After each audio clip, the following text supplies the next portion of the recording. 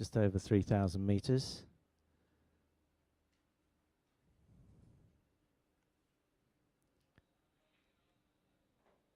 Yeah, the ground altitude is 1,375 meters.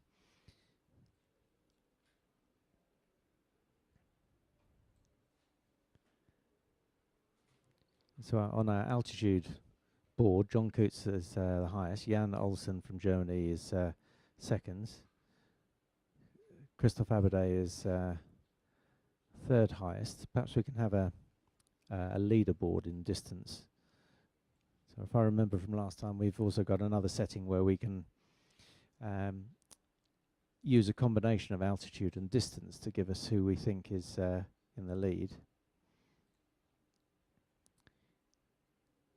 We've got a distance to turn point. We'll just show you that. So the closest to the first turn point is Andy Davis with just over 46 kilometers to go. Peter Krajcek and Romeo Zulu not far behind.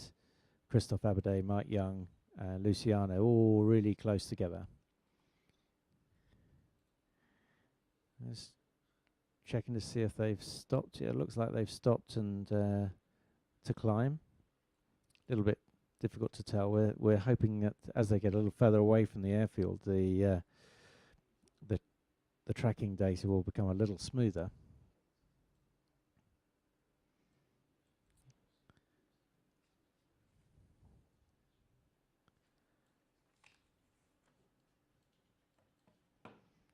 I'm just trying to find a second microphone that's disappeared. Is that how we got one back here? And we'll see if we can ask Brian a little bit about it. He's been very busy this morning getting everybody launched, and just have a quick word about, this is not typical weather, Brian, is it? No, Sean. If I give you an update on what it looks like at the moment, we have a trough line, and it's sitting more or less overhead Potchefstroom now, and gets more extensive to the south. The upper air, there's a lot of middle level cloud, which is called where it's completely over the Gyle. Just watching a view, so you can see maybe that he can get a big climb there, and then glide maybe. In fact, we're watching a couple of screens at the moment. We've got a 2D screen as well, which is showing that the guys are heading way west of the first track line.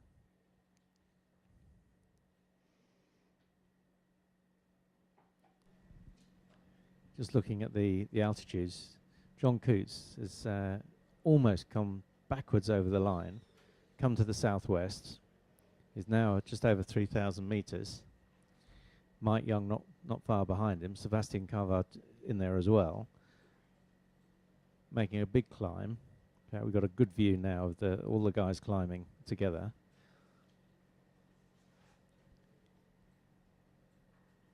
We've lost X-ray on that screen, but we can see Zulu Bravo with Mike Young, and X-ray Zulu with Andy Davis, and Matthias Stern in the bat, and Peter Newens' glider, November 2, with Philip de Pesci. He's right in there as well. All climbing together, this group, trying to get some decent altitude before setting off down track, down the first leg.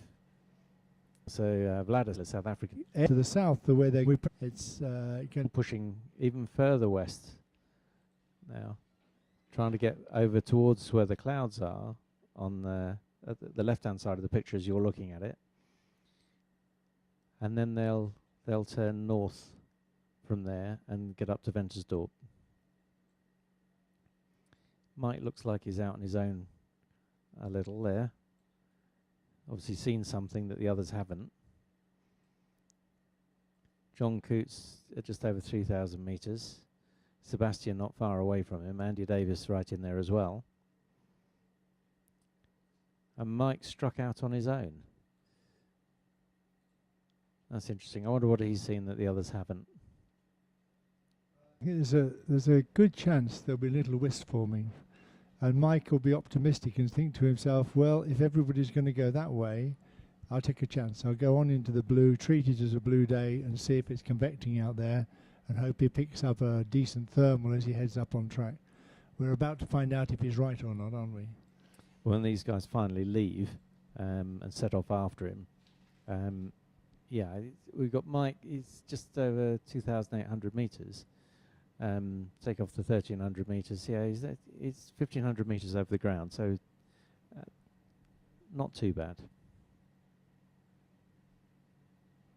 Obviously wanted to stay in the top half of the convection as best as he possibly can. He's trying to see if there's any ground features out there that he's looking at. He's over the edge of the town, that big brown field area. It might be that that edge that he's coming up to is going to trigger something. We'll see if he stops and climbs. Meanwhile, the main pack still climbing, albeit very, very slowly. Just waiting for somebody to leave. And we've got Matthias Stern's decided to head off in the bat. Another JS1. Actually belongs to John Coots, that one, or John Coots has got a share in it.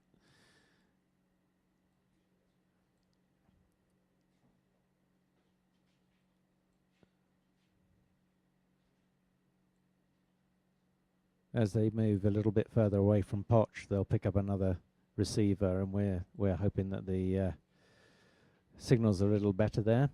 We get a little better tracking. And we've got a better view now of this climb that the guys are in.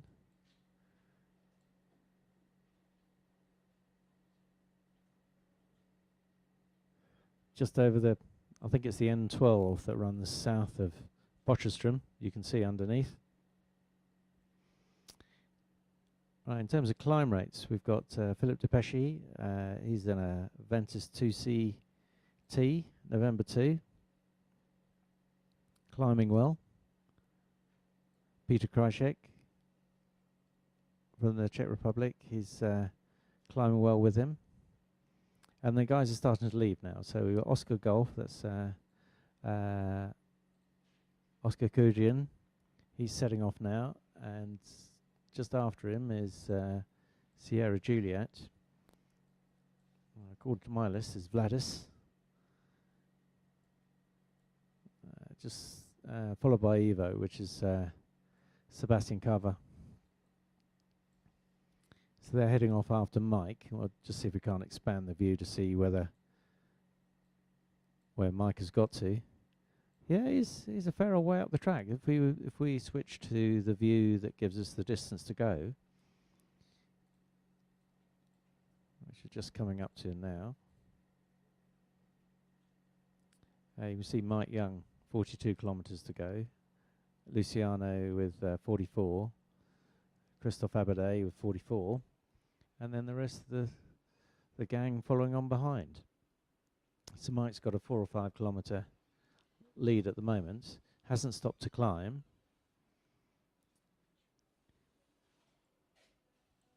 Just looking at his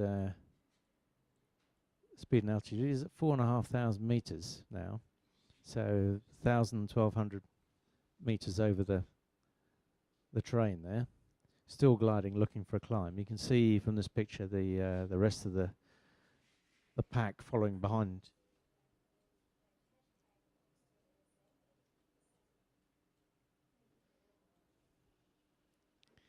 So just to recap, we've not got typical South African conditions here. It's a bit damp and steamy, quite a lot of cirrus overhead, and it's a slow day. And down on the ground, we've got a 15-knot wind coming straight down the runway on 03, maybe a little bit off that, actually, probably a bit of north in it, a bit more north in it. And at flying heights, in the briefing today, we were advised of 25 knots at 2,000 to 3,000 meters off the ground.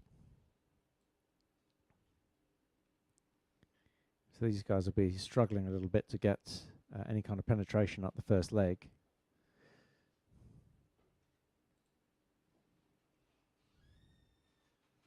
So Mike now 38 kilometers to go, hasn't stopped, looking for a climb. highest competitor is Peter Krychek in Romeo Zulu, but he's back in the following pack.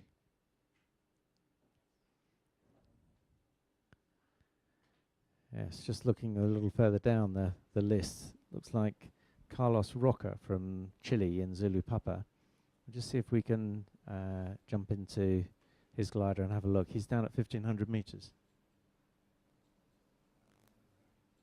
Right. It might be, yeah, it looks like Carlos is heading back to the airfield.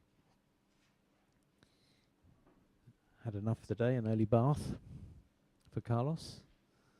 It's a shame. I'm just going back to follow the race for a moment. As you see Carlos come back over the airfield, and he'll come and land. Or go and check to see if he's got a problem or not. Meanwhile, the rest of the pack, well, we've got one group certainly out to our west-southwest, busy trying to get a decent climb to then head on off down to the first turn point. Mike Young's taken a bit of a break and left on his own. There's a kind of splinter group. There's part of the original group have split in half, and they've gone a little bit further towards the first turn point and stopped and climbed. And we've got Vladis and can't quite see the other one who's with him.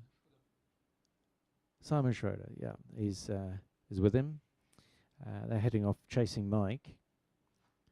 And Sebastian and John Coots with quite a good altitude there, and Matthias Stern just being patient, climbing that little bit higher, so they can see the guys in front, and if they get a climb, they'll just push the stick forward and catch them up, let them do the work, and just ride along behind. Andy Davis in the bottom of the picture in X-Ray Zulu, just over 3,000 meters, with Romeo Zulu, which is Peter Krychek. Andy now got a 3.5 meter climb there, dropping down to 2 meters. One half's good and the other half isn't.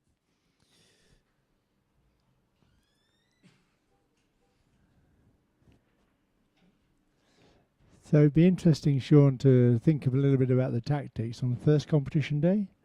Nobody wants to really make a big mistake. Nobody wants to take a chance or get out in front. Do you think they'll all be very cautious? Oh, well, that's the interesting thing about Grand Prix racing, is that you've got to score points every day, for sure, but actually the Grand Prix system favours the brave. So we've got Mike Young having made a very early break for it. He's seen the opportunity and he's off. I have to say he's still at 2,300 metres. Just gently following the lines of energy. He hasn't stopped to climb yet. But if he gets a decent climb, he's got one hell of an advantage. Do you think it'll pay off? Well, it does, but we've seen in previous Grand Prix that it's not very often that the breakaways do well. Sometimes they do well, but when they do well, it's spectacular. Yeah. But it's not very often, because generally they're a marker for the other guys. And if he does get really cautious, they're letting the other guys do the work. But the pilots who got a little bit more aggression, they realise that to get around this task today, they're going to have to go. They're going to have to make it work. Actually, Mike's now 15 kilometres ahead, so he may well be out of sight of the others. And if he can get a decent climb, yeah, they're looking at the second place. There's only 500 metres difference between them. Yeah, that's good. So his tactics so far is looking good, as long as he can find the climb and pull it back up again.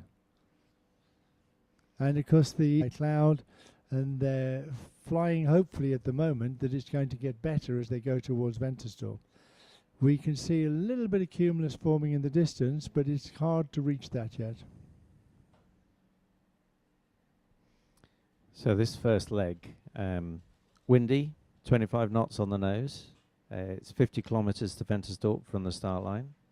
From there they turn left about 15 degrees up towards Witpan, which is another 51 kilometres. So these first two legs are going to be quite tough to get there. But once they've got round the turn point, up at turn point 2, they've got 102 kilometres downwind, one lac and one Ventus.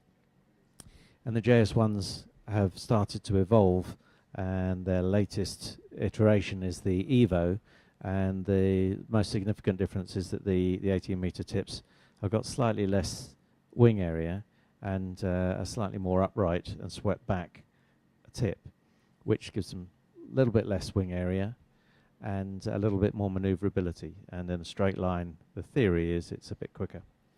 So the guys flying the Evo will think they've got a little bit of an advantage in the performance. Well, except the event is all about wing loading, so that the guys with the older tips have got a bigger wing area and are carrying more water, Right. so they're heavier. Well, the wing loading is going to be the same, but they're going to be Yeah, heavier. they're heavier glider, yep. Very technical, this wing loading stuff. Even the pilots can't work it out half the time. So, bit of a recap. Just out in front, Mike Young, 2,500 metres. Looking at the picture in second place is the Bat, Matthias Stern. Andy Davis now looking like he's in third. But we've got somebody off to the left-hand side. Vladis, from Lithuania. I think I said he was from Russia earlier, but he actually came second in the Russian qualifier, that's why. Yes, I mustn't say Lithuanians are from Russia. They're neighbours. Yeah, so far, now everybody's left that original climb. The highest altitude is 2,500 metres. The ground here is at 1,375 metres, so a few sums in my head, 1,200 metres above the ground. So it's not a great day in South Africa. Slow, low, hot and sticky.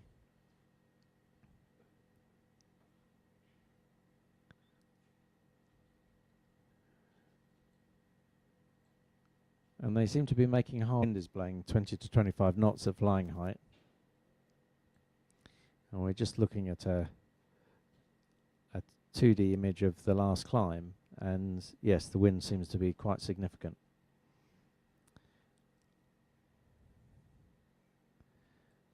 Looks like Vladis has just turned, Mike has turned. They're all now looking for a climb. We'll just see if we can get the climb rates going.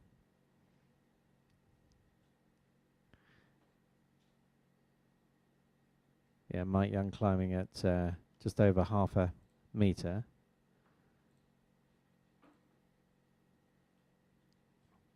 Nice.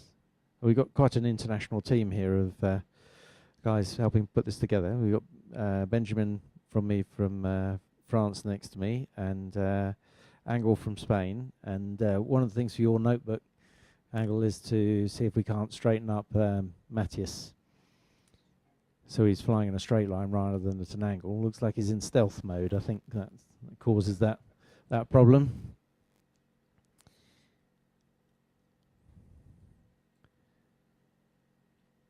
And the rest of the fleet now coming back to join them. So they've pretty much caught Mike now. He was nearly 15 kilometres ahead, and now they're all within a couple of kilometres of each other. Although Mike's managed to centre the climb, he's now climbing between 1 metre and 2 metres, and he should be at the top of this group. I'm just trying to give you a view from the side. Yeah, we can see Mike climbing now in Zulu Bravo. That's serial number 70. Nickname of Zebedee.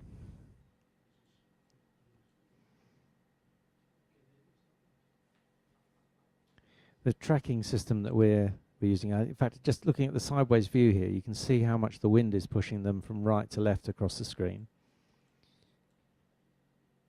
Andy Davis now coming into the bottom of this climb, closely followed by Jan Olsen from Germany. And UTC, so pretty much Sir Mike, having struck out on his own, done all the hard work. That's all being eaten up now by the guys underneath. seems to have gone into a bit of a blind spot. So we'll change the view to give you an overall view. So you can see the start line down at the bottom of the screen, and the first turn point is the red marker middle right at Ventersdorp, and from there they turn left about 15-20 degrees to Wittpan, and from there they've got 102 kilometers there back towards the clubhouse at Poch. So just to recap, from the start, everybody had a clean start as best we could see. A couple of competitors look like they've got the wrong line length in their instruments and missed the start line. So that's a 0 point day for those guys. Most of the competitors turned left out towards the west or southwest and then drifted south to get a decent height to then push forward down this first leg. And we're just waiting to get the streaming data back. And we've got something now. It looks like that climb they've left. And they're now moving on towards the first turn point. Mike Young at 2,600 meters. So just around 1,000 meters over the ground at this point. It's pretty that can be a trigger for a better or not so good climb. Yeah.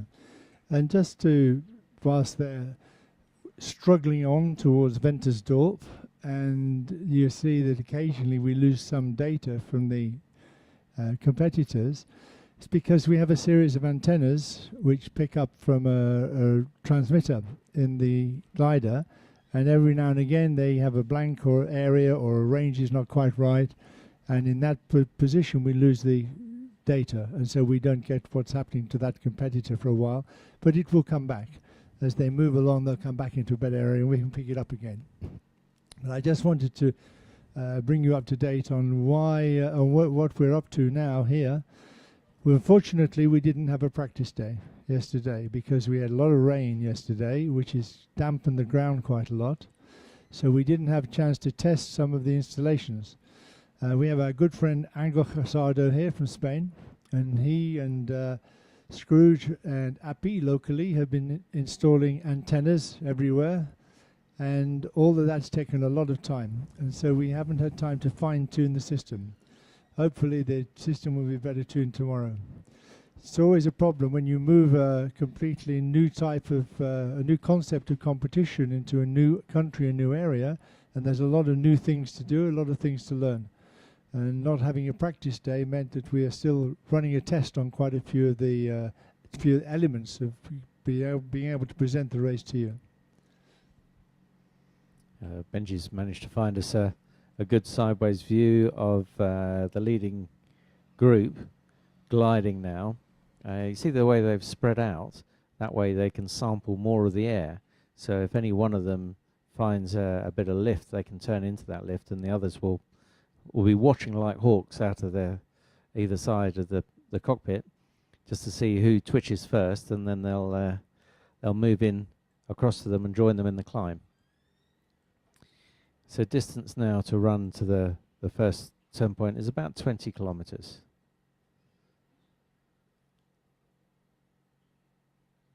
Yeah, just looking at so the distance flown is 21 kilometers, not the total distance left is 188 kilometers for Mike. 200 for John Coots. Yeah, I think that's from takeoff though, isn't it? That's not from the start. Yeah, we're getting used to it as well. Yeah. Yep. But the rest of those leading pilots have caught up with Mike. So his breakaway didn't cost him very much, if anything, but he didn't gain him very much. So he took the risk without much reward. It's just a little higher than the other guys. John Coots is doing really well. He's flying a different sort of glider. He's flying a LAC 17. And as most people will tell you, if you gave them the choice of glider between a JS1 and a LAC 17, they wouldn't dream of taking the LAC 17 for performance, but he seems to be making it go. He seems to be doing really well here. He's quite a talented pilot, I have to say. And if he's got his good brain in, he can really make things happen. Yeah, I think so. John Coots is from New Zealand. He's a Kiwi pilot. He won World Championships before. He's a very talented pilot, but he lives now in South Africa. So for him, it's like flying on his home ground. He'll feel quite comfortable here. Yeah. And he didn't qualify for this event. He got a wildcard entry. Can you tell us a bit about the wildcard entry? That's right. The qualifying system for this event is a series of national Grand Prix, and the top pilots from each of those national Grand Prix get to qualify to fly in this World Antipodean gliding community that we should have won, and John had the opportunity to fly, so we gave him a wild card to represent New Zealand here. He's also ranked 6th in the world. Yeah, it's pretty good. Yeah. That's, and of course, he's got nothing to lose. He's flying a LAC, I think it's a LAC 19, yeah? I think it is. Yeah, LAC 19, and he's flying the LAC, and it belongs to a friend of his. He's borrowed the glider. He's got nothing to lose. He's just going to go and have a good time, and the better that he can do, the more fun he'll be having. I've just been prodded and told it's a LAC 17B. Oh, it's a 17B. Yeah, it's a sought-after model, the B model. Okay. Yeah.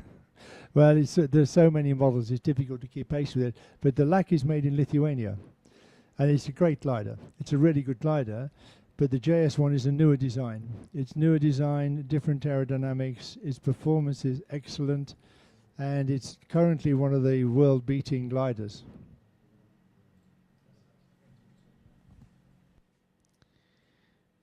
So the competitors are still running, nice and slowly, just waiting to see if they to conserve as much altitude as they can, just seeing if they can bike. But he's new to flying here, I think. I don't think he's done much flying here, and I don't think he's done much JS1 flying. He hasn't flown a JS1 before, and this is his first or second trip to Africa. And the last time we saw him in a Grand Prix, actually, he was back in Turin in 2008. That's right. World Air Games. Yeah, that's a long time ago. Look at John Coots now. He's getting a bit low, Sean. What's he going to do now? As our good friend Eric would say, he needs a climb. Yeah, John needs to get to thermal very soon. He's probably trying to fly a little bit too aggressive to make up for the LAC's lesser performance. But he seems to be sort of sitting there at the moment. Let's hope he gets a good climb and gets him back up again. It'd be a real shame to lose anybody at this stage of the race. There's a lot of racing to do today, and we want to see John up there with the rest of those front gliders when they get round that turning point at Ventersdorp. Yeah, so we're a day behind, really. We should have had a practice day yesterday. The weather wasn't kind to us, so we're ironing out a few little niggly problems. Even Scrooge has just been oiling the hinges of the door to the commentary office to keep the noise down. So thank you, Scrooge. I can smell that. Yeah, it's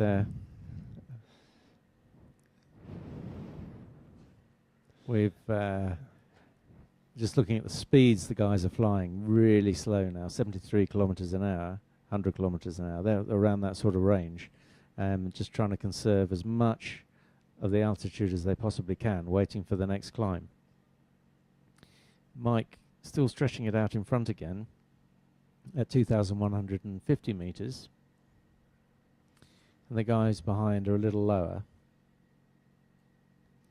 Mike happy to go and do his own thing. Of course, this is not a team event.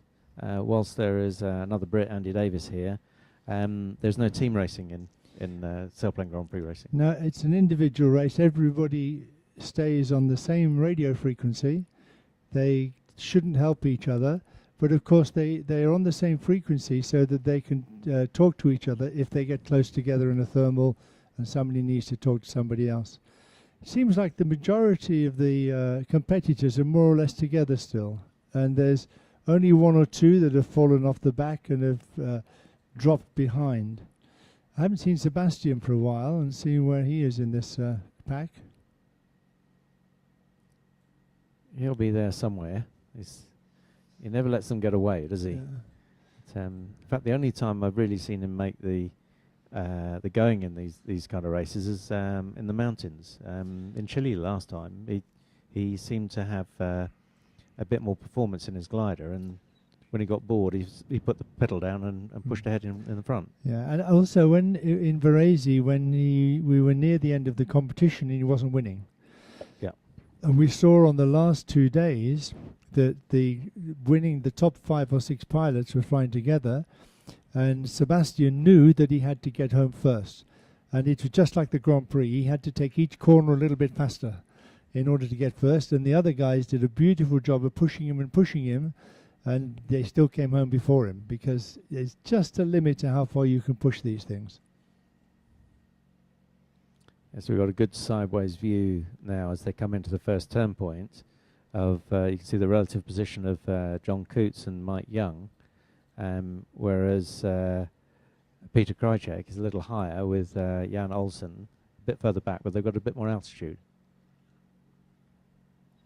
John Coots now quite a lot lower than the others at 1,800 meters, so he's only 500 meters off the ground. Yeah, he's getting down to that position where if he doesn't find a thermal pretty soon, he's going to be either looking for somewhere to land, or he'll be firing up his little engine, because the LAC, like some of these gliders here, they have a small engine in the back, and it's there just in case you are unable to continue your flight, and you can use it to help get you home.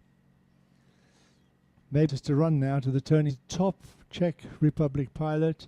He's a really super guy, but you can see sort of they have that focus. It stops them from thinking about a lot of other things. They're just focused on where they want to be at the end of the competition, and they do everything they can to get there. But like all competitive sports, there are some people can work much harder and put much more into it than others. These guys are still gliding. They're all starting to approach the 2,000 meter mark, or just under. In fact, John Coots 1,800 meters. Bosjan from Slovenia, he's at 1,756 meters. Yeah, and of course where they are now is no cumulus. It's just high cirrus and middle cloud. There's sun on the ground, but effectively there are no markers for the thermals, and the thermals aren't so strong. Yeah. But they have a strong headwind. Oh, So they have to get round that turn to lose the strength of the headwind, and then they make much better progress, because they'll be flying across the wind instead of into it. Yeah, we've just seen John Coots stop and take that climb that he needed. Just trying to centre it and get a decent climb rate. Yeah, Peter's got 2.4 speeds build up quite a bit. Off closer to the turn point, Mike Young has stopped and started to turn, and we can see his climb rate now just was up to 0.6 of a metre and just dropped back down again. Once he's got it centred, hopefully he'll be able to get a decent climb there. Well, we all hope he does. Yeah. Yeah, it'd be nice to get one pilot out in front for the others to try and catch. It always makes the race more exciting when somebody gets ahead, because we know that the average speed after this turning point is going to be higher than it was before. So if he can get to that turning point first, that gives him a very big advantage. Yeah, it's slightly crosswind on the next leg. It is slightly crosswind, but because they went so far to the west after the start, they're flying almost into wind to get to Ventersdorp, to the first turning point. Do you think they ought to be able to get a decent climb off the town at Ventersdorp? Actually, in these conditions, I don't think it makes much difference. I think that the thermals will be wherever you find them. It's windy enough. The high cloud will affect things quite a lot. That it's true, it may be just that the town gives a better thermal, but I really don't think you could rely upon it. Oh, You certainly wouldn't want to arrive low there. No, for sure. But where these guys have stopped and climbed now, we can see a copy underneath, a small hill. Yeah. So there's something going on the ground. Yeah, you can see that it's irrigated area down to the left, and the irrigated areas never produce quite such good conditions. If you consider that yesterday it rained quite a lot, not so much in that area, but it rained a little bit, the ground will be quite wet. If it's wet and the upper cloud is cutting down the heat from the sun, it means that those areas could be very poor. And it may be that they've been flying over that irrigated area and having a really hard time with it. So this group's still climbing, and the guys that had fallen behind can see them, and they're now catching them up. Sierra Juliet there, Vladis, who was one of the early pace setters actually, must have stopped to try and get a climb. He's given up on that, and he's come to join this group. Mike's still climbing off in the distance there. We'll see if we can see some climb rates. Mike's back up to blowing him back down the track, but he's got to climb to get to the next bit.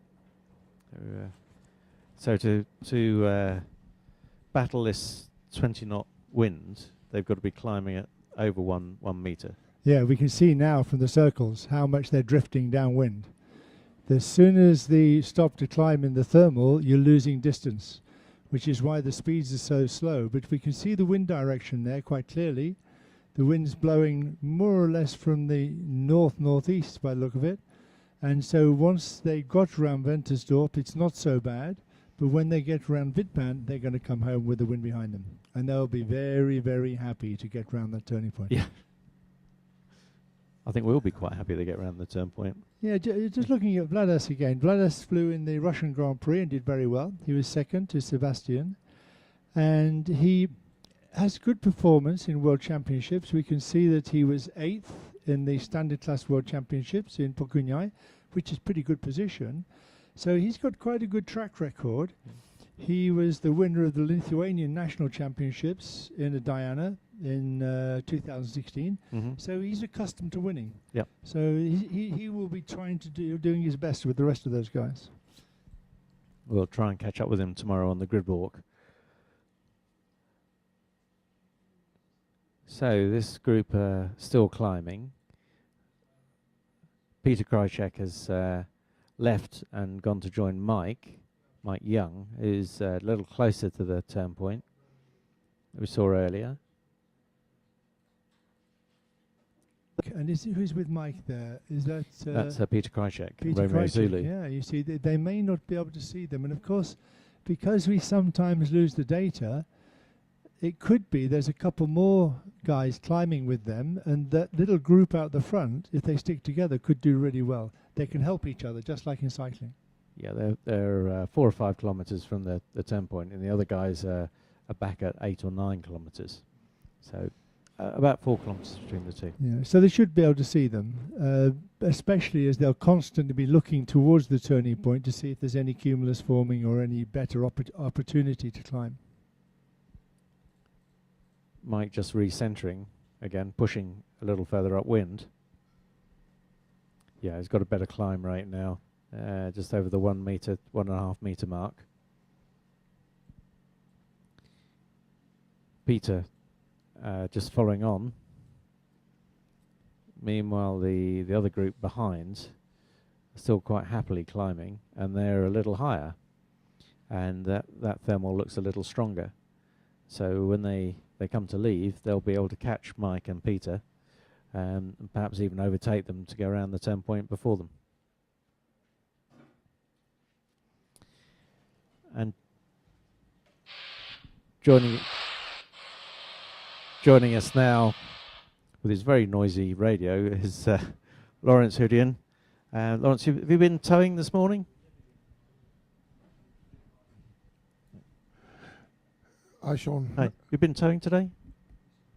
No, I've not been towing today. I was running on the grid, getting everybody airborne, so I asked Maverick to do the towing for me today.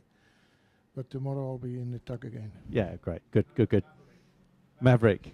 The names here are just fantastic. They're wonderful. So Lawrence, where's your brother? What's he been up to? I think his FLAM ID is not working. I think those are the ones that Angel still has to sort out. Yep. But I hope he's still somewhere in the buns there. He's not back yet if he has used it yet, but the guys are going on. It's fine. Yeah. And have you had a chance to look outside and see the latest weather? Yes, I just came from outside. We have a fairly blue hole with some cirrus to the north of Potchefstroom. And there's a nice blue hole to the west and to the northwest that is to Witpon, the second turn point. And there are some cues popping again. So I think it looks that they might be coming around and making the task today. That's good. This second group now got a decent climb. They're back up to 2,800 meters. The best we've seen so far today is just over 3,000 meters. So they'll be reaching the top of convection. Mike and Peter still climbing, but they're not climbing as fast as the other guys. Yeah, I saw some clouds popping up on the horizon underneath the cirrus. So I think those guys, that is, who was it climbing up? That's Mike and Peter Krajcek. I think they might be under a cloud that's starting to form, and that's why they have the good climb at the moment. Yeah. We were talking earlier about John Coots flying the LAC, and he pushed on hard. Having to push hard, and he gets low every time, and he gets away with it. The odd occasion he doesn't. Yeah. Yes. But the countryside is fairly flat. Potch is 1,380 meters above sea level. And the countryside, the whole way to Witpon, is about the same height. It's small hills, but you know, they're not 50 meters higher than what the average height is around. Yeah. So it's mainly cultivated maize fields that has not been planted yet. And after the few rains that we had, I think some of the farmers will take the opportunity to plant some maize now. Yeah. So we're just watching Peter and Mike climbing together, drifting a long way downwind. The other group, we don't think they've left yet.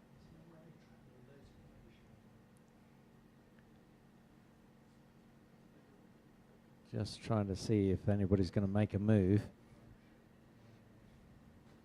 Mike's still climbing at just over a meter. Peter Krajcek climbing at 2 meters underneath him.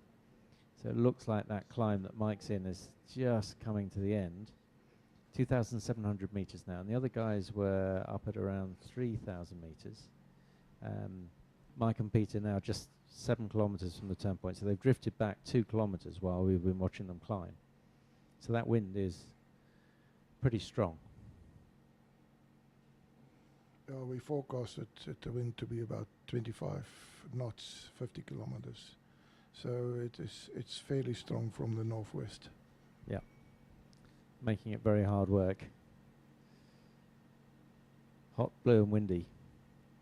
Meanwhile, the group chasing are around the 11-12 kilometer mark, and they're just over the 3,000 meter mark, in fact 3,100 meters.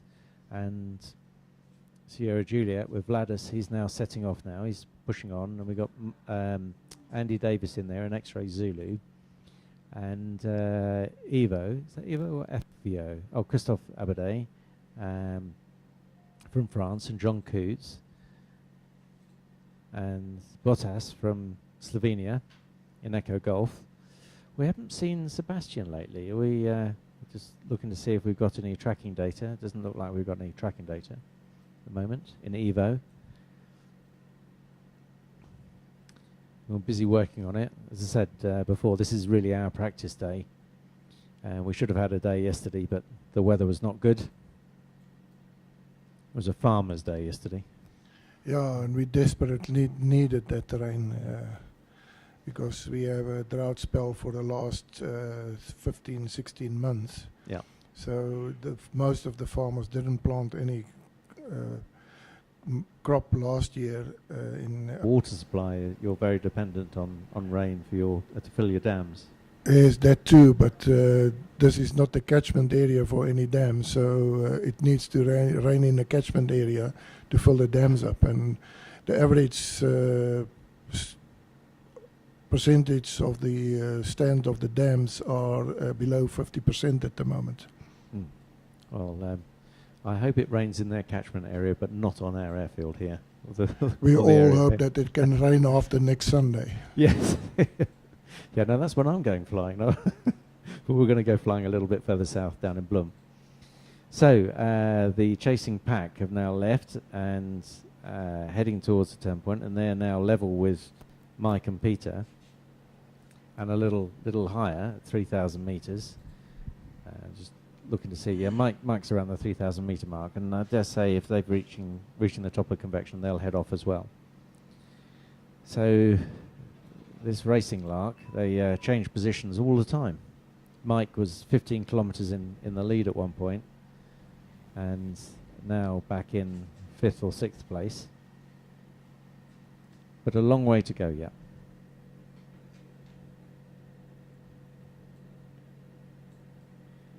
So total race distance to go for Christophe Abadé, who's the closest to the first turn point, 166 kilometers to run. It's a tough afternoon these guys are having. It is a tough afternoon, yeah, especially in this wind. But once they turn at Witpan, it's all plain sailing home.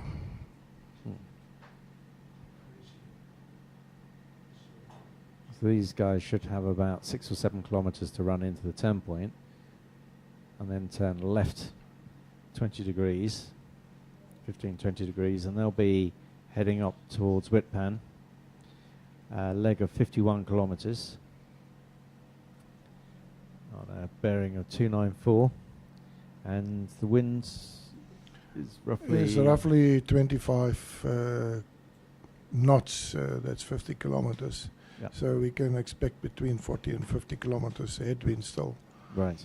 And then, but once they turn, it should be fairly easy, because then they can just climb and drift down. So just looking at who's physically closest to the turn point, Christophe Abadé from France, and second place John Coots in the LAC X-Ray, with Bostian from Slovenia in Echo Golf, 165k to run, and just behind that is Matthias Stern, and then Andy Davis, Peter Krychek, and then Mike Young. We'll just watch them head towards the first turn. We've got a good view coming up. You can see the first turn point. The turn point's a half-kilometer barrel centered around a GPS position of Ventersdorp, and normally there's a visual reference on the ground, and I think Ventersdorp is to the edge of town. It's the airfield. The airfield there of is an Ventersdorp. airfield, and the airfield is the turn point. Yeah. It's still active, the airfield? It is. And that being because the LAC has got very straight wings, and the JS... Yes, Brian was just saying he's going to find a low climb and then climb into the wind and drift back into the turn point.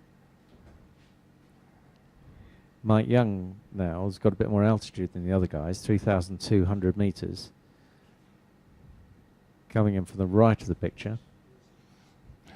John Y left going to the right. I think he either saw a dust devil going, or there must be a cloud forming, because there he starts turning. Yeah, he made quite a definite deviation from the others. Yes, yeah, to go off there. And that bit of terrain there, you've got a dark patch and a light patch. Looks like the edge of a field, and maybe a bit of elevation change there. Could have triggered something. There's also a little ridge. You can see that on the picture. Ridge is about, very, very low, but that could, with this wind, trigger something. Yeah. So the Ventersdorp Mountains, in fact. The Ventersdorp Mountains, yeah. We're just checking the... it looks like Vladis hasn't actually gone through the turn point. We're not quite sure yet. It could be the data. Bosnian's definitely in and through, stopping and turning. John Coots climbing well now. Just seeing if we can see his climb rate. Yeah, 1.3 kilometers. Sorry, 1.3 meters per second. Peter Krychek's seen him and is just turning towards him. Mike Young's probably seen him as well. Meanwhile, the leading group, Christophe Abadé, has gone through the turn point. So has Andy Davis and Vladis. It must have been a tracking error there. So if Vladis didn't go through the turn point, it will be penalties for him. But John Kutz and Peter Krajcek is thermaling, and they're doing climbing a little bit lesser than what they did. It's now up to 1 meter per second. And in this wind drifting, it could be a problem. They might lose the leading group. Yeah, they need to get a move on. That's not a good enough climb. They've got to push on. So out in front from France, Christophe Abadé in second place. Looks like Vladis from Lithuania, and very close behind him, Andy Davis from the UK. Piling this time, trying to. Was too weak. Yeah. Dark and more to the north than what they are flying. Yeah. Mike Young is in quite a good position, although he's a little bit further back than the other guys. He's a little higher, 50 meters higher. He'll be able to see them. We're just moving the timing of the race forward just a fraction. We see Philip Depeche looks like he's got too low and decided to turn his engine on and come back.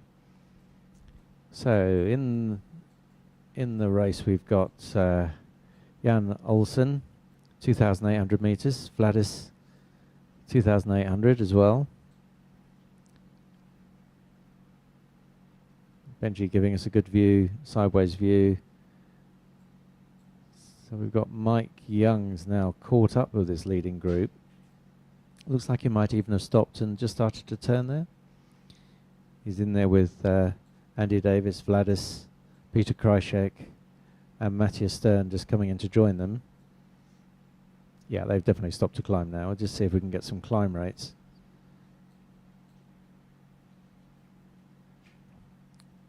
Yeah, so Andy Davis climbing at nearly 2 meters, Mike just over 2 meters per second. That's a reasonable climb for day. That's a very good climb for the day. And if they can do that, have 2 more climbs like that on the way to the turn point, although with the wind of 51 kilometers and a wing loading of just under 600 kilograms, they can easily make Witpan, get there low, and hope for a thermal, and then just drift down. Yeah. Yeah. So just to recap, from the start, very weak conditions. Most of the competitors headed west of track, quite a long way to try to get to the cumulus to get a climb. Stayed there for a long time, very patient. Mike Young wasn't so patient, set off on his own, managed to find his own climb, was 15 kilometers ahead at one stage, and then just got caught by the others at the first turn. And now halfway down the second leg, and the guy... You have to keep together. You're in a group, they're trying to work together. Right now. Just stay with number 1 for the day. With 8,400. Then you're up to... Got... Spade off. Yeah, if you can remember the day that I won, but I had some penalties. Then Yes. But you have got them all in sight. You don't know who it is, but you've got the group or that went on the mountains where I went into the flatland. You had them in sight and you can still judge them. But if you made this wrong decision of going either on the mountains or on the flatland, one decision was wrong or both decisions were the right decision. It just worked out that day to be the right decision. Yeah. But you have, because the tasks are so short, you can keep each other in sight. Yeah. Although, the visibility in Varese is sometimes poor to not so poor, but it's always just about poor. In South Africa, we don't have that problem. We can see for 100 kilometers if you can keep each other in sight. This group coming back together again now. We're just changing the view so we can give you an idea of the relative positions. So we've got a group that are further right of track, and Mike and Andy Davis to the left of track. In the bats we've got Matthias Stern, and in Romeo Zulu, Peter Krychek, and Christoph Abade has been caught.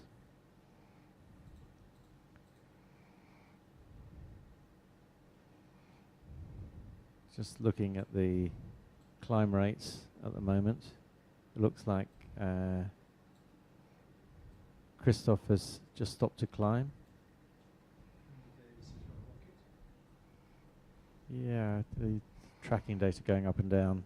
Just a big pull-up, I think. Yeah. Actually, nobody stopped to climb. They're just working the energy lines. They're just working the energy lines, yeah. Yeah. And it's, you know, they're getting close to the turn point now. Yeah, 132 kilometers total to run, and we've got 110 kilometers to go downwind and across to the finish. So they're 20k 20k from the finish line. Finish line. Yeah. Sorry, from the next term. With Witpan, yeah. Mm. But you know, that's the tactic. Mike and Andy. They obviously there's a queue popping that they've seen, and that's why they're going that way, because that blue hole was shifting to the east, and and there were queues popping when I was there earlier outside having a look. Fantastic. Looks like good farming country up towards this turn point. Yeah, it's called a Milli Driehoek, or a triangle, where they just plant and harvest maize. Yeah. Do they have irrigation there? You see on the picture, you see the round circles. That is where they have irrigation. So if you see a round circle, you know it's irrigation, and that will be greener because there's a big lake underneath the ground at about 40 meters, and they pump the water out there. Right. So not a good thermal source then? No, and Sean, if you know, Kuruman has got an eye, and that is fed by this dam underneath the ground. Yes. And also this Clark's Kraal Dam is also fed with the same dam. So it's about 400 kilometers from Kuruman to Clark's Kraal Dam. So it's rather a big lake. Yes, that's amazing. Yeah. Now we're just looking to see whether everybody's going to stop and climb. They're running into the turn point now. Matthias Stern has got 13.9 kilometers to run. Mike just under 16 kilometers to run. So Matthias out on the right-hand side of the picture. Mike with Andy Davis on the left-hand side of the picture. Just trying to work out. Oh, and Oscar's in there, your little brother. Oscar, is he up now? Yes. Yeah. It's the tracking with the Flam ID, if they can get that. I think some of the other people are all there. I see Sebastian is not on, but I think they're all in the same group. We're all flying together.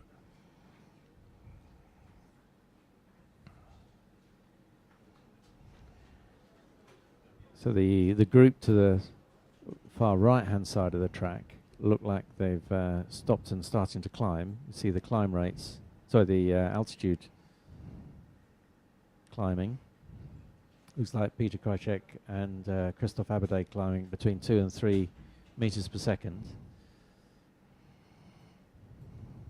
That's good, isn't it? If they can get a decent climb like that, it'll be worth stopping. Well, then that'll bring around the turn point, and then. Coots, perhaps we've lost the tracking information, but you'd have thought he'd have been right in it with these guys. The group on the left-hand side is still going. Oscar a little bit further to the left, and Sierra Juliet, Vladis on the right, with the two Brits in the middle. Just looking at the distance to run, looks like they've They've got about 10 kilometres now, 12 kilometres to run. And they're at 2,400 metres. So they're going to need another climb.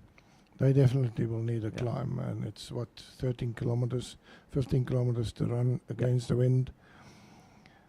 1,000 meters, so yes, they will need definitely a climb. If they fly from there and go around the turn point, they will be too low. I think they will lose that 15 kilometers. They will lose about 600-700 meters into the wind to turn. Just see that Andy Davis just found a climb, turned right, and Mike followed him in, and Oscar may well have done the same thing. Actually, he just started to turn, but Sierra Juliet with Vladis hasn't seen it, and he's carrying on. And that's the problem. If you're in front of the gaggle, you don't see them, and behind you, then. So we've got Mike and Andy Davis climbing together. Oscar off to the left, climbing on his own, and Vladis pushing ahead towards the turn point. And up to the top of our screen, we can see Matthias Stern climbing at over 3 meters, and now over 3,000 meters, 3,100 now. Peter Krajcek a little further back at 3,400 meters, so the day's getting better. The day is getting higher and higher. Yeah. If the sun shines on and it heats up a bit, then you get stronger thermals. But it's becoming now 20 to 4. I think because of the rain, we will see a rapid decline of thermal strengths as the day progresses from now on. So the aim will be to stay as high as possible. Okay, just to recap, we know that Philippe Depesche from France has come back, and we saw Carlos Roca come back. The rest, we believe everybody's out there. I just thank Lawrence for his words. Thank you very much indeed, and hopefully we'll have another chat tomorrow. Yeah, and Lawrence is going to check on the weather and then come back.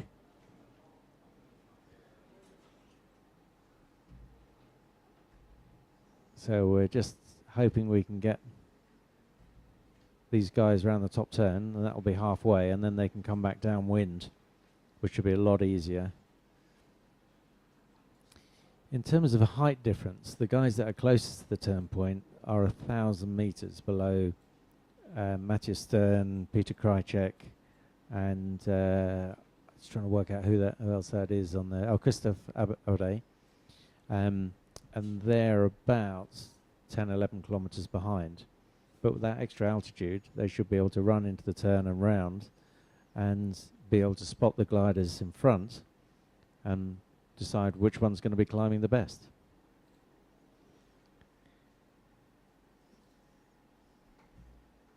We've got an overhead shot now, so it's in the bag. Counting your points before they're in the bag there, Sean. Well, I think that it's very exciting now, because this could be a critical part of the race. And of course, because we've lost data for a few people, we don't really know if there's somebody around there before them. But we can see that these guys are around the turn. And that will be it'll be very interesting to see now how much their speed increases. But include Sebastian, and well, let's just see what happens. Maybe if we look out a bit more at the other people coming in, we can work out who's there. That we've got coming in there still Zulu Bravo, which is Mike, still coming in, and X-Ray Zulu, which is Andy. They're coming together, and John Coots. My feeling is that there'll be another group in front, and they will have taken the turn. And of course, when they fly away from the antenna, maybe because antenna at Ventersdorp, then maybe we get their data back again. But still quite a lot. I saw Echo Juliet. So again, at the weather that they are flying in, it's still effectively blue, but there are a few cumulus, and they will from time to time be picking up the odd cumulus, which will give them a much better rate of climb. but where they can't find, where they're not hitting the cumulus, they're obviously making quite good progress in the blue. We maybe look at the ground speed of Bostian. He's really cruising now as he comes away from the turning point, and we should see how much it's changed. Yeah, we're seeing the relative speeds. Yeah. Of those going into the turn point and coming away. And we can see the wind's gone more to the west, Lawrence. Do you think it's going to make much difference? No, I don't think it will make much difference. I just had a look outside. It's blue with a patch of cirrus in between, and they have a tailwind. So it's once you've turned, it's all coming home, and then just get yourself another thermal climb up, and then you're home. Actually, sure, look, Sebastian's appeared, still running to the turn. So I Yes. was wrong. What we see is pretty much what we've got, that Vladas and Bostian are out in front, and they've got a group, the group that you just mentioned there, following them into the turn. Is Andy high enough to take the turn without thermaling now? Just checking the data, 2,500 meters. Yeah, he can get around there, 1,200 meters over the ground, and that's enough to be able to give him a bit of slack to try and find a climb. But the guys who've been round haven't seen anything yet. They haven't stopped. So we've got Echo Golf, Bostian, just over 2,000 meters, searching for a climb. Yeah, you must remember that once you've turned, you've got the sun in your back, and then you don't see the haze domes where the thermal are, and you don't see the dust devils, if there are anything. So then you have to rely mainly on people that are with you to find you thermal, especially in the blue. So he's looking pretty lonely right now then. Yeah, he'll be with Vladas, won't he? We know we've lost Vladas, but he was there with him.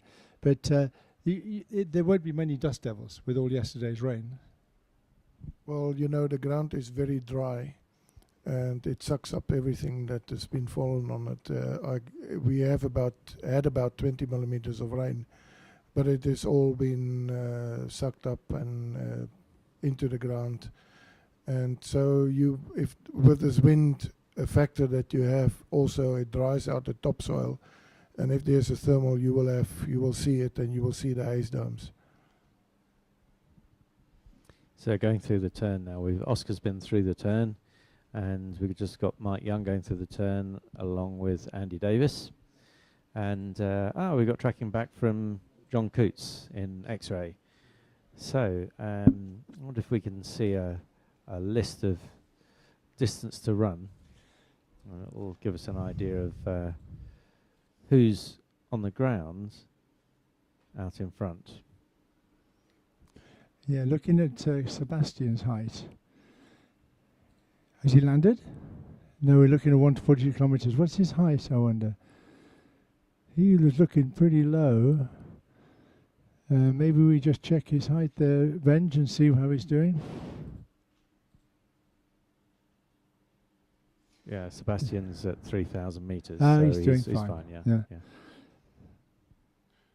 Yeah, 3,000 meters above sea level, that gives you about 1.615. With 100 kilometers to go, with downwind, it's I won't say plain sailing home, but you've got a good chance of getting home. They'll be feeling a lot happier, won't they, Lawrence? Yeah. It's going to have been hot, sticky, hard work there, tough flying, into wind, frustrating. But the sense of relief from each of the pilots when they turn with the wind behind them will be absolutely remarkable. It'll lift their energy levels, it'll motivate them, and they'll know now they just need 2 good climbs and they're going to be within range of that finish line. And the finish is going to, as always with the Grand Prix, be a really critical part. Who's got the nerve to really go for it at the end? So we think then you have to keep out Echo with the Golf. penalty zone. Bostian Lawrence is to climb. Lawrence is our resident expert on getting penalties at the finish. Yes, you managed to collect more than most. You found new ways of doing it, didn't you, Lawrence? Yes. Yeah. So it was looks like just one turn for Bostian. Oscar coming into the same sort of area, closely followed by Andy Davis and Mike Young. And Oscar, yes. Oscar's got his pedal down, hasn't he? He's been playing a tactical game. He's been up there and he's seen that now's the time to go. He's round the turn and he's really going to have a go at it now. Andy Davis searching for a climb, just made a big turn to the left to see if the others follow him. Yeah, it looks like Mike and John Coots. They should Climbing still together. be able to see Oscar, do you think? Yeah, they're not that far away. Oscar turning right with Bostian. It's still pretty close, actually. It is close, but you must remember that Bostian hasn't got the Evo tips on. I think he's the only one that's flying without Evo tips. Maybe that's why he's going so well. Maybe, yeah. But once you're flying above 200 indicated airspeed, then you see the difference. That's where the Evo tips come to play in. That's probably true, but on this flight we won't see people flying that fast very often because they'll be drifting along downwind and they won't be doing much more than 200 kilometers an hour, I'd have thought. No, you'll probably indicate about 150, 160, and then you'll have a ground speed of about 230, 220. But once they get to final glide and some of them are brave, then they might go up to 200 indicated airspeed, and then that's where the Evo tips kick in and save you from the day. So we now have both groups climbing, not very far apart, just trying to get up to the top of convection, 3,500 meters, and for there it won't be too far to get home actually. 1 in 30. So 2,000 meters above the ground is 60 kilometers. Yeah. And they've got 100 to go. So one more thermal is going to put them on almost on final glide. Of course, you've got to allow a little bit for deviation, but they're really only one climb now from home. Yeah, just some tactics that we've learned, that if you're flying downwind with the JS1 and we have a checkbox in the LX 9000 that gives you your glide ratio to go and the glide ratio that you're doing. You just need to get that with tailwind with us. You just need to get that number up to about 32, 35, and then you can fly all the way 200 home. So best climber at the moment is Peter Krychak at just over 2.5 meters, John Coots at 2 meters, Mike Young not far behind that. All working that group together. Peter Krychak came in to join with that group, which has got Andy Davis in it, John Coots, Mike Young.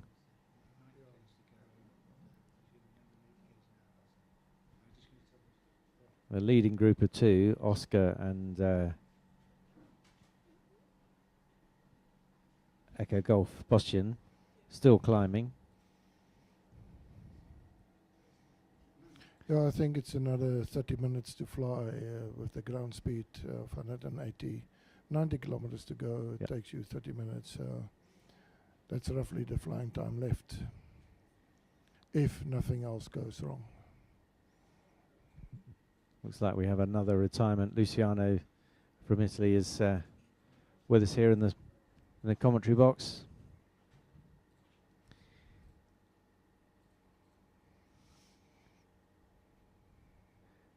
The scoring system for Grand Prix is quite interesting because it's only the first 8 pilots, I think, that get points. You number 1 gets 10, and then number 2 gets 8, and then 1 point each less up to number 8.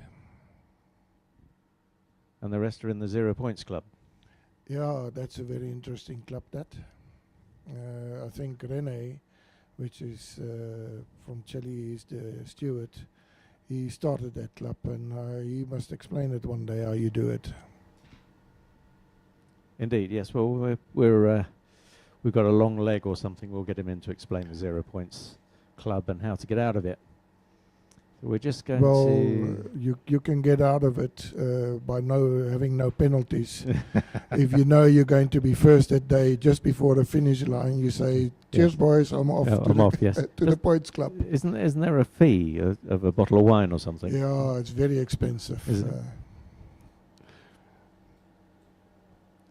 So just over 90 kilometres to run to the next 10, and then there's a little short leg of 8 kilometres to bring them in at 90 degrees to the runway here, and the finish line is right over the top of the clubhouse.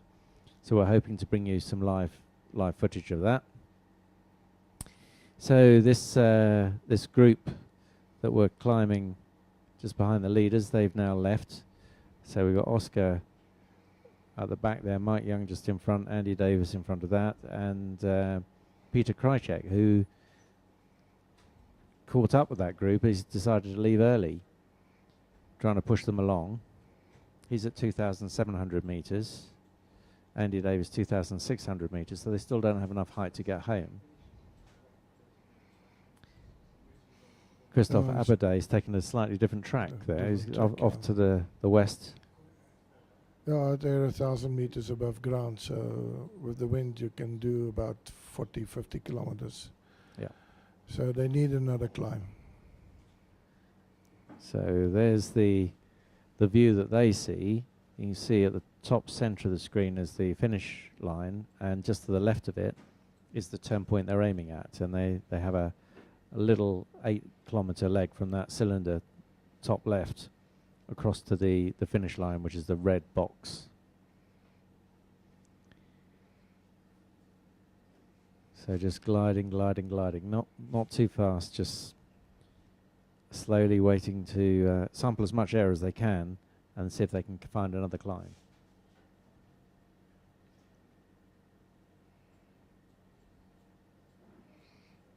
Yeah, I think they're more staying now out of the area where it's shady from the cirrus that's up there, so they're trying to stay in the sunny part where you get some thermal still and better lift lines.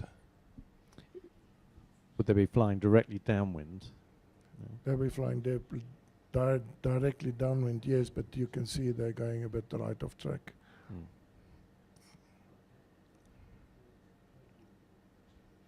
Just Westerly is trying to find out who's got the best FLAM coverage and who hasn't, and see if we can improve it. So we'll be working on that this evening, tweaking the ground stations and trying to get a bit more data.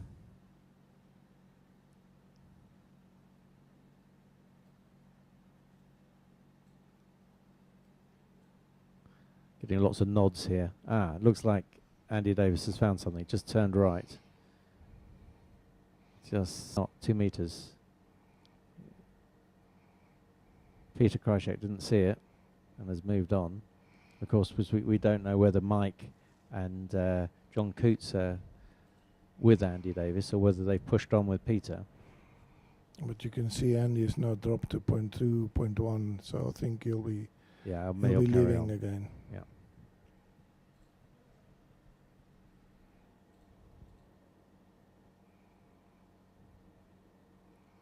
Just looking for a bit more data.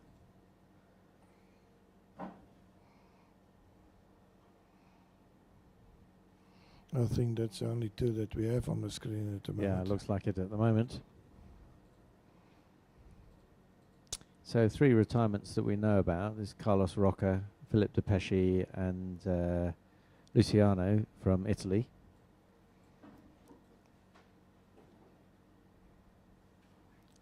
Haven't seen anybody else back yet. So we're just watching Peter and Andy Davis. Benji, is that ground speed on the screen? So it's ground speed. You can see they're probably indicating about 140, 150, but they're doing 220, 218. So that breeze that they get from the back will help quite a lot. 130 kilometers to run, I believe, is that? Oh no, so that's the distance flown. And distance left, we've got 75 kilometers. And there's an 8-kilometre little leg, so they're about 62, 63 kilometres to the next turn.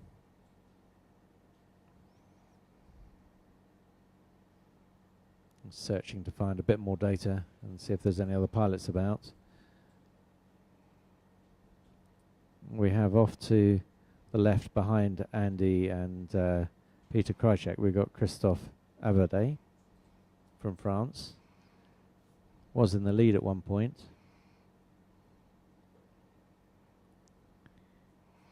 He's around the 2,500 metre mark, same as Andy's a little lower and Peter at 2,400.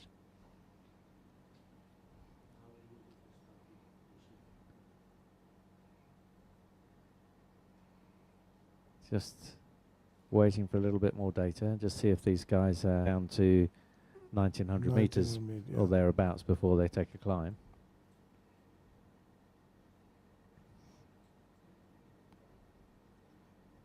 Yeah, and it's now easier. You know, you can take that risk to get a little bit lower to get your climb, because you're drifting now with the wind, and it's downwind, so you don't lose any distance. They've still got to get east, though, haven't they? I know they're coming west of track, so that they can get under the clouds. Or they stay in the sunshine. Yeah. Because I saw there was shine.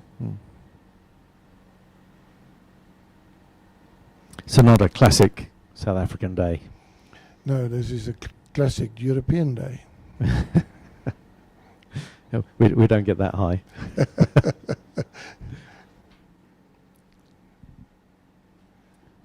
We've just got a little bit more data coming back in. Mike Young now at just over 2,000 metres. Well, it's 2,100 metres, we can see. Looks like he might be trying a climb. Just no, just a pull up.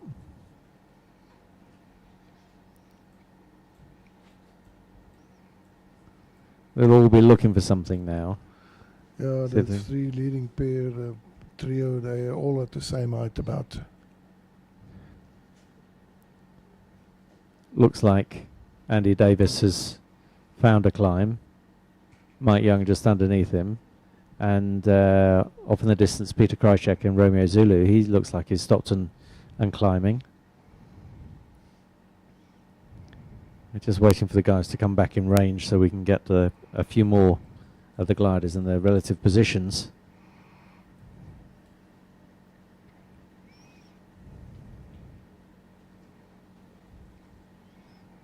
What is the distance left, Benji?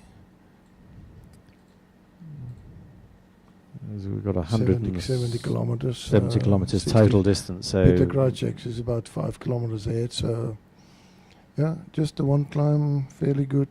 Then see Andy's climbing 2.5, 2.6. Yeah. Mike is just a little bit slower, lower, 2.3. So if they get now up to 3,000 meters, then they're home safe. So just to recap, from the start, everybody went left of track, way left actually, to the cumulus to get a climb up to 3,000 meters, and Mike Young broke away. It was 15 kilometers ahead at one stage, but the leading pack caught him at the first turn. There was a lot of place changing down the second leg, with Bostian and Lithuanian pilot heading out in front. We've lost their tracking at the moment. Closely followed behind with Oscar, Mike, John Coots and Andy Davis. And Peter Krychek has caught up. Christophe Abadé not too far away either. He's stopping and climbing now. Peter Krychek is pushing on. Just checking to see what Mike and Andy Davis are doing. Andy up to 2,700 meters now. Mike 2,400, but still climbing. Peter Krychek 2,400 meters. Yeah, but Peter has gone on. He's running again. So if Mike and Andy can keep this climb going, Yeah, if they can get to 3,000 meters, then they're very close to home. home, yeah. So just trying to do the sums. If they can get to 3,000 meters with 50, 60 kilometers to go, they could just about do it. Just about, yeah. Yep. Yeah, we must remember that the last leg, the 8 kilometers, is again into wind. So they have to allow for that. But if they can get to 3,000 meters, then which they're close to 200 meters at 600 feet, then they just about home. That's good. Echo Golf just coming in underneath Mike and Andy, and we're just seeing in the bottom of the picture we've got Jan Olmsen from Germany as well. He's not been too far away in Zulu Zulu. Zulu Zulu's one of the JS1s without the Evo tips. Unless, of course, Ace is feeling generous and he'd like to organise some for me. That's my glider. Okay. Yeah, it comes at a price, eh? Always.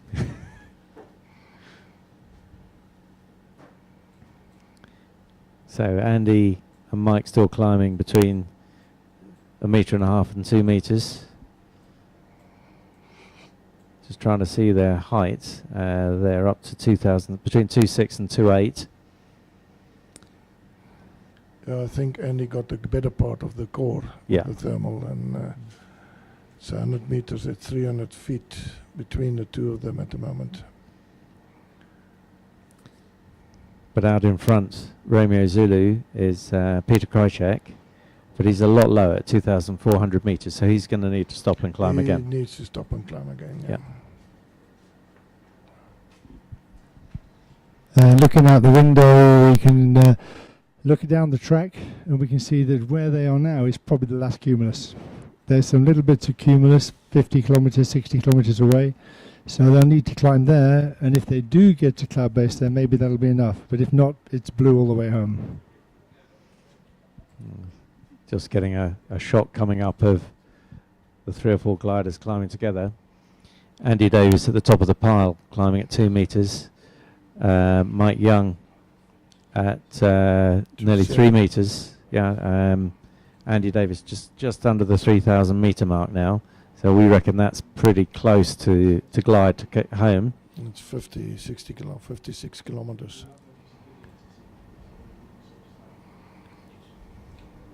Peter Krychek had moved on. He was at 56 kilometers to go. And we've got a goal arrival height, which is a sort of our guesstimate of what they need. It looks like they need another 500 meters to get in. Although these guys seem to be able to find energy lines, so they may well leave before the top of convection. Still climbing at the moment. Climb rates are good. Peter Krychek looks like he's stopped and climbing, and a really good climb. Andy must have seen him because he's left that climb and he's heading after Peter. Yeah, I think it's now just a question of you need to position yourself to get on top of the gaggle. The one that is on top now just stays there and then he'll win the day. Just seen John Coots coming into this group. Underneath, nice to see him there. Yeah, I think everybody gets into the range of the towers again.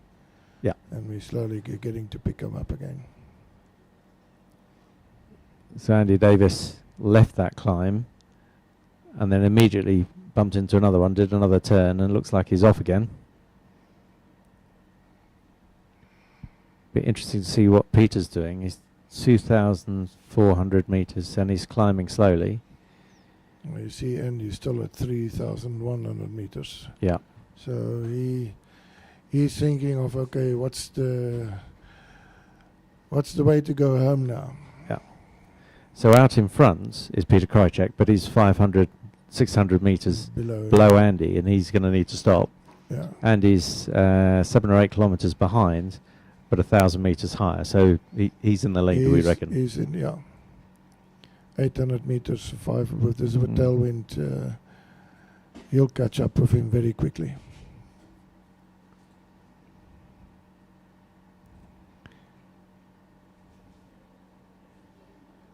So there's a few people we haven't seen. We haven't seen Simon, but we think that's a tracking problem. We've got quite a few shadows on the screen, but we'll be working hard after this race to go and improve that.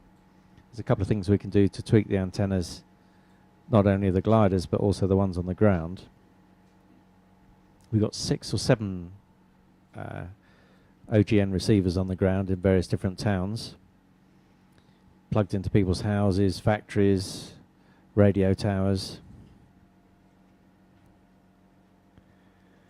So out in front, although quite a lot lower, with 48 kilometres to go, is Peter Krychek looking for a climb.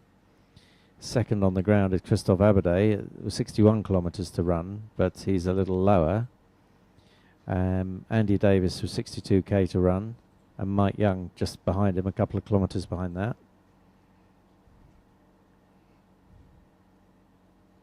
Bostian and John Oscar. Coots not far out the way. Yeah, just looking for Oscar. Oscar 88 kilometres, so he must have had a sticky patch. Sticky patch, yeah. Looks like it, yeah. No doubt we'll hear the story at great length Yeah. later.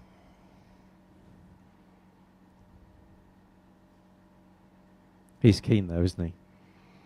Yeah, it's...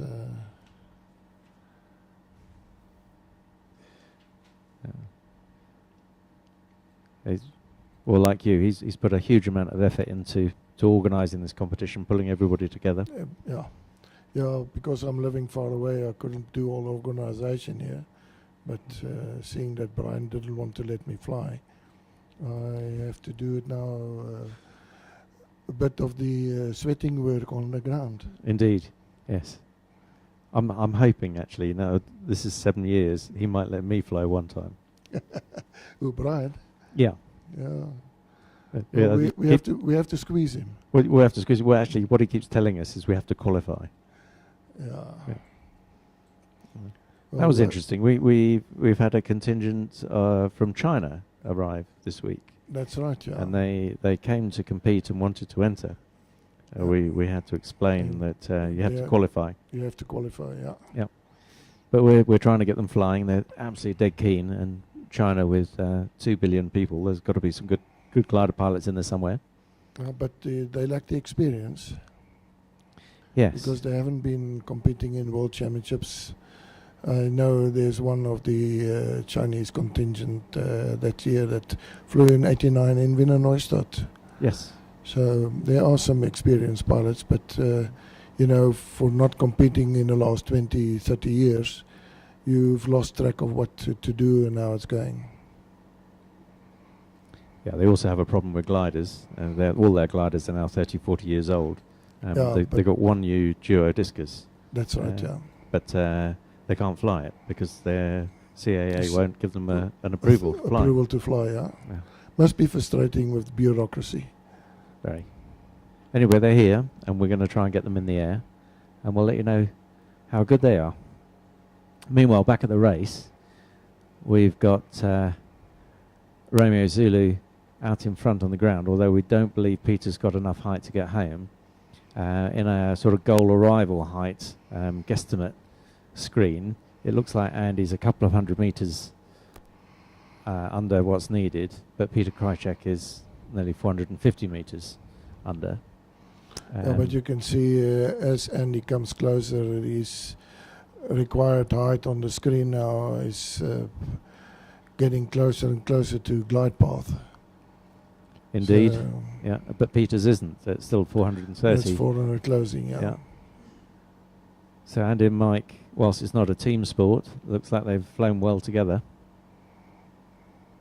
No radio transmissions allowed between pilots other than for safety during the event.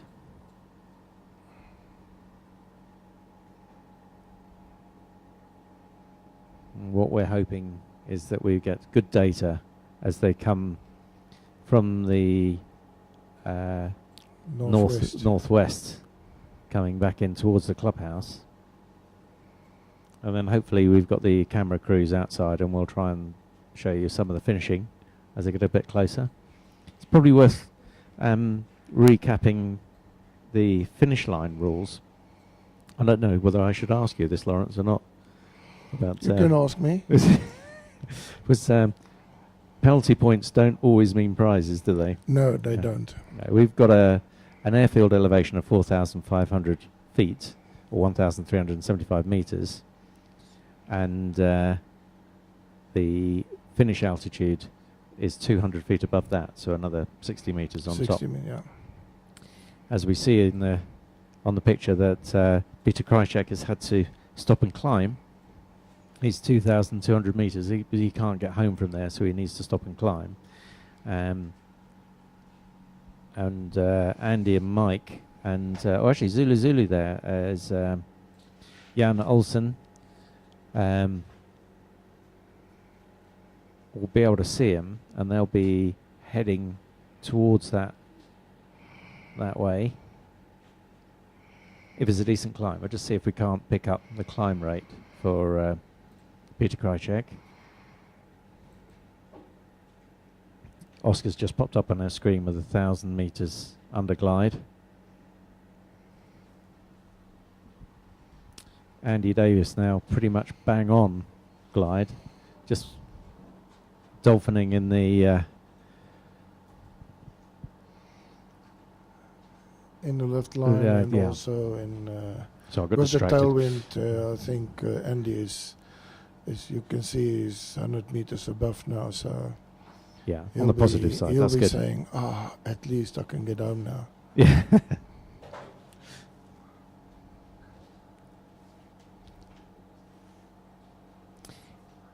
Yeah, so in terms of the finish line, they've got to be 200 feet over the ground, and or 60 meters. For every meter below, you lose points. Points, yeah. For I think it's 2 points for every meter that you below. And that's pretty expensive. It's expensive, yeah. Yeah. And you have to be from the last turn point or the control point, that is November 14. You have to have a continuous descent. You cannot pull up, because that's considered to be dangerous flying. If you're in a group of 6 or 8 or 10 gliders, you are concentrating on the finish line, and you don't look out so well on the lookout side.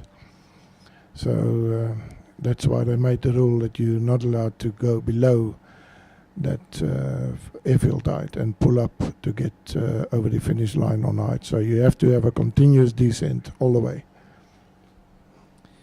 Okay, we've now got overhead shots, and the pilots are flying from left to right to the cylinder there at N12, just over the main motorway here, and then they'll come back across the screen from right to left to cross the finish line here, which is just over the top of the clubhouse. If they've got plenty of energy, they'll be able to fly through the line, turn right and do a circuit and land, and if they're low on energy, they'll be able to just turn left and land on the runway. So Peter Krajicek climbing at 1.5 meters, being closed down by Andy Davis. We know Mike Young's not far away, but on the picture we can see Jan Olsen. Yeah, Jan is with Andy.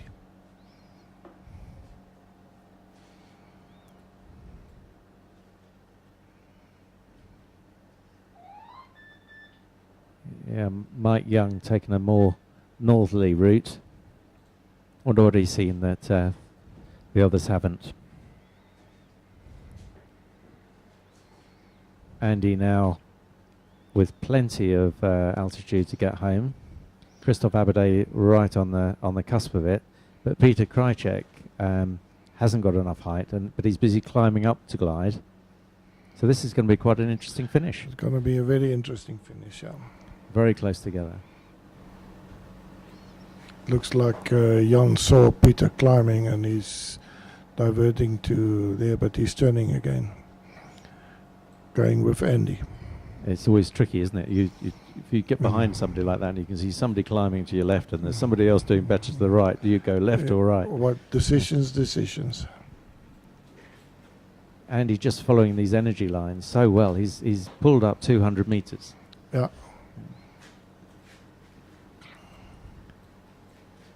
And Jan just coming across to see if he can get a slice of that as well.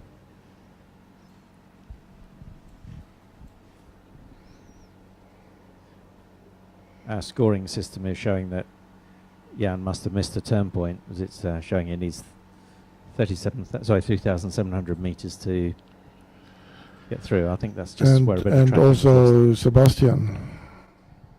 Yeah, it's the same. We don't know if it's a tracking error. We'll have to see when we get the flights from them. and we'll run the traces and end up with the official results. But from what we can see here, it looks like Andy Davis has got the right amount of height to get home. Peter Krychek still 75 kilometers, so 75 meters under what is required. Mike Young is now 40 meters over, and you can see them now all running in together. It all really depends whether Peter can get a pull up.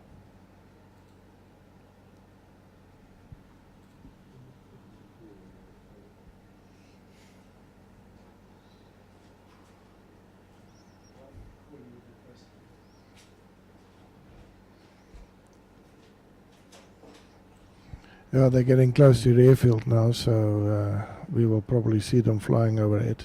Just looking at the distance to run, there are 26 kilometers to go for Andy, and Mike Young 29 kilometers. Wonder how far Peter Krychek has got. Because it is possible, he's only 30 meters under. He might just, he might do a Lawrence here. He might get across the line first, but not win. But not win, yeah. Yeah. It is also possible that his altitude sensor is not quite right either. We could be, it could be another 30 meters higher. Well, we are only speculating on what we're seeing. Yeah. So the competitors need to head to that tall cylinder, the top of the screen, and then back round and through that very small oblong. Yeah, on the start line. Yes. Yeah, well, actually, there's no penalty. You're 0 points. Yeah. Yeah.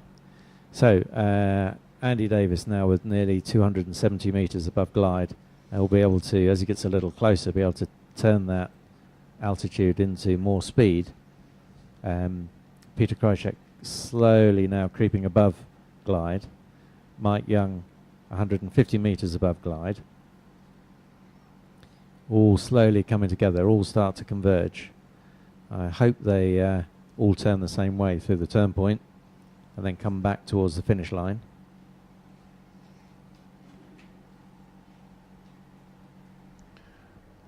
On the screen you can see the glider sitting on the ground. Yeah, we've had 3 or 4 retirements already. The upwind legs were really tough.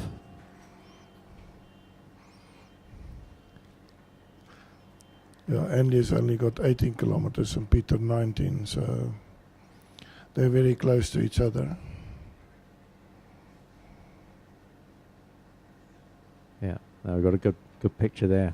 So out in front, looks like Peter Krychek, and seconds, as we look at it, is Andy Davis, and third looks like Mike Young. But it's very, very close. Andy Davis has got more altitude, and actually now that's a better picture that Benji's given us, and it's almost neck and neck. But Andy Davis has got more altitude and than Peter. That will save him coming home into the wind. Just give him that a little bit of extra margin. We've still got that last leg coming back into wind. 8 kilometers doesn't sound very far, but actually, if it's howling outside. If you're at 400 meters turning and you have to go 8 kilometers and into the wind, then obviously you try and conserve your height now. Also, don't compromise your speed, but you want to stay on top of the gaggle now. Just pulling ahead of Peter.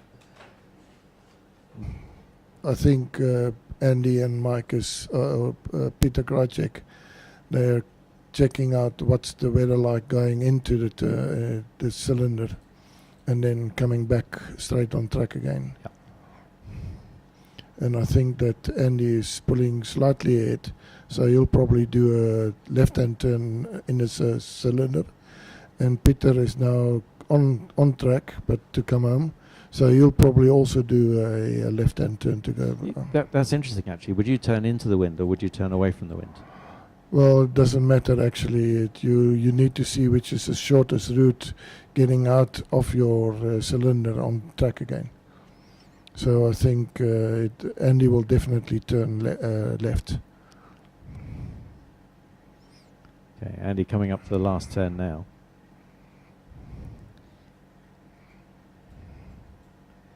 Just in front of Peter Krajcek, and Andy turns left, as you said.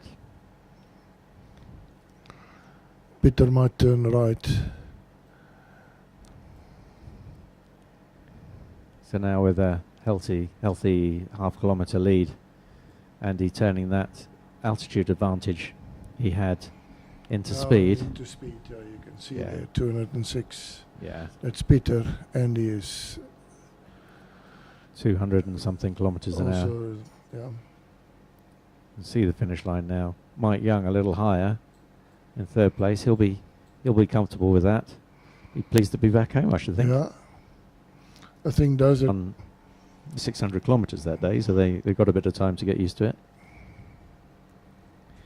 Sebastian, we're just looking for, and we see Mike Young at the bottom of the picture just going around in third place. So it looks like Sebastian has managed to claw his way back up to fourth place.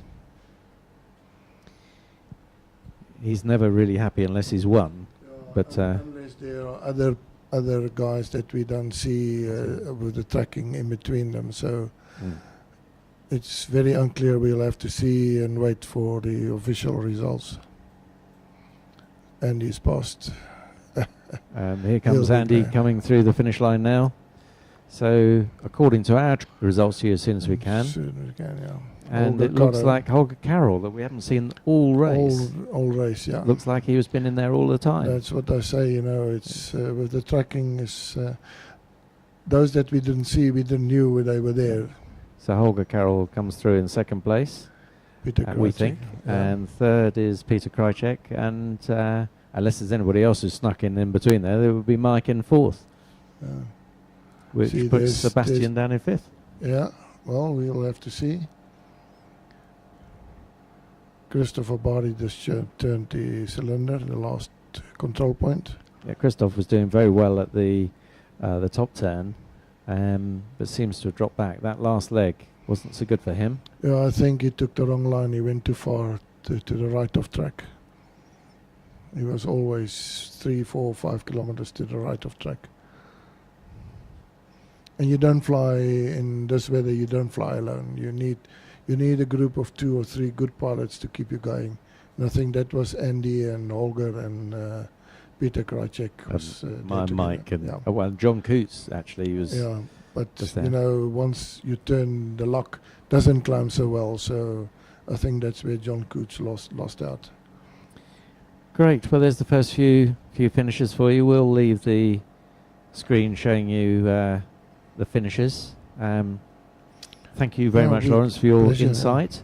What we'll do is head outside and see if we can't get some interviews with the pilots on the ground. Yeah, and that's your job, Sean.